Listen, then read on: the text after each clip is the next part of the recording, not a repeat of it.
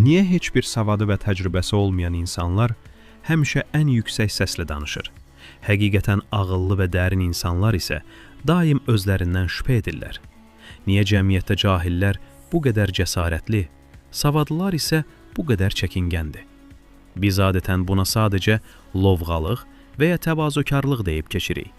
Lakin psixologiyanın bunun üçün çox sarsıdıcı və elmi bir izahı var. Dunning-Kruger effekti. 1999-cu ildə Cornell Universitetinin psixoloqları tərəfindən kəşf edilən bu fenomen insan beyninin ən böyük paradoksunu sübut edir. İnsanın savadı və biliyi azaldıqca onun əsassız özgüvəni xəstəlikli şəkildə artmağa başlayır. Bəs niyə? Çünki cahil bir insan nə qədər cahil olduğunu dərk etmək üçün lazım olan zəkaya belə sahib deyil. Onlar öz səhvlərini və əskikliklərini görə bilmədikləri üçün özlərini qüsursuz və hər şeyi bilən zənn edirlər. Digər tərəfdə isə biliyin lənəti dayanır. Həqiqətən ağıllı insanlar öyrəndikcə bilik okeanının nə qədər dərin olduğunu görürlər.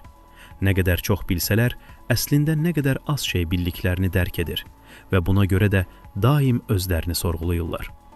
Buna görə də növbəti dəfə heç nə bilmədiyi halda qışqıraraq hər kəsə ağıl verən birini görəndə onunla mübahisə etməyin və əsəbləşməyin. Çünki o yüksək səs savadın sübutu deyil, sadəcə cəhalətin həyəcan təbilidir.